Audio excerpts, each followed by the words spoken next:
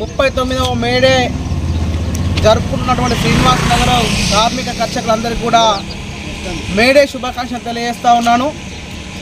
ప్రపంచవ్యాప్తంగా ఈరోజు కష్టం చేసేటువంటి కష్టజీవులందరూ కూడా చేసుకున్నటువంటి పండుగ రోజు ఈరోజు 1886వ సంవత్సరంలో చికాగో నగరంలో హేమా మార్కెట్లో కార్మికులందరూ సంబంధించిన పని గంటలు తగ్గించాలని చెప్పి ఆ రోజు పెద్ద ఎత్తున 22 రోజుల పాటు నిరవధిక సమ్మె చేస్తే ఆ సమ్మె మీద అక్కడ ఉన్నటువంటి ప్రభుత్వం సంబంధించిన కాల్పులు జరిపితే ఆ కాల్పులో కూడా భయపడకుండా కార్మికులకు సంబంధించినటువంటి 8 గంటల పనిదినం కావాలని చెప్పి ఆ రోజు పెద్ద ఎత్తున ప్రదర్శన నిర్వహిస్తున్నటువంటి నేపథ్యంలో తుపాకీ తూటాల వర్షం కురుస్తూ ఉంటుంది.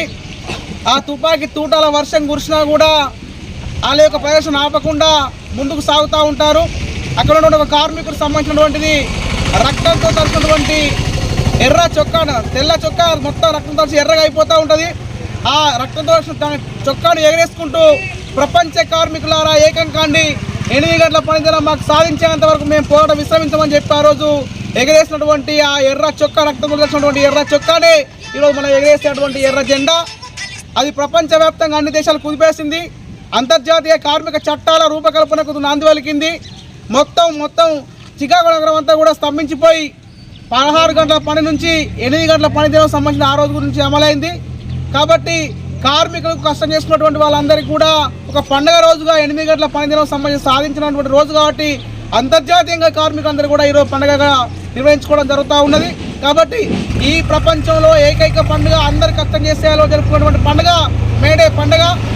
దాని అనంతరం జరిగినటువంటి ప్రతిసారి చికాగో అమరవీరులకు సంబంధించినటువంటి 9 మంది అమరవీరులు మరణిస్తే ఆ అమరవీరుల స్ఫూర్తితోటి అనేక కార్మిక చట్టాల మీద మనం పోరాడుతూ ఉన్నాం.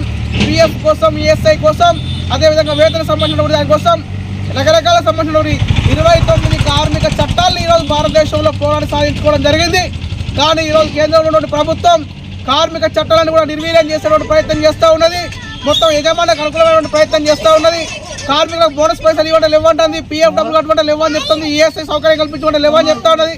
కానీ అనిల్, అదానీ, అంబానీ లాంటి కార్పొరేట్ సంస్థలకు ఈరోజు లక్షల కోట్ల రూపాయల బేలట్ల రూపాయలతోటి వాళ్ళకు కూడా రాయితీలు ఇస్తూ ఉన్నది.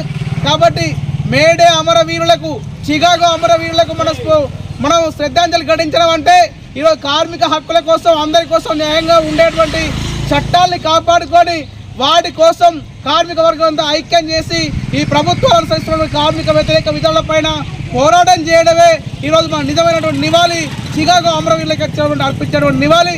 కాబట్టి ఆ రకంగా భవిష్యత్ కాలంలో ఈ ప్రాంతంలో జరిగేటువంటి కార్మిక హక్కుల పోరాటంలో కూడా శ్రీనివాస్ నగర్ ప్రాంతంలో ఉన్నటువంటి ప్రజానికం అందరూ కూడా అధిక సంఖ్యలో పాల్గొని కష్టం చేసేవాడి వారికి పని చేసుకోవడం కోసం పని దొరకాలి, చేసిన పనికి ప్రతిఫలం దక్కాలి. పిఎఫ్, ఈఎస్ఎస్ అనే సౌకర్యాలు కానీ ప్రభుత్వ సంక్షేమ పథకాలు కూడా అన్నీ కూడా కార్మికులకు అందాలని చెప్పిన నినాదంతో భవిష్యత్తులో జరిగే ఉద్యమాల్లో కూడా ఈ ప్రాంతంలో ఉన్నటువంటి వాళ్ళందరూ కూడా అధిక సంఖ్యలో పాల్గొని చికాగో అమరవీరుల స్ఫూర్తిని కొనసాగిస్తారని మరొకసారి తెలియజేస్తూ సెలవు తీసుకుంటూ ఉన్నాను.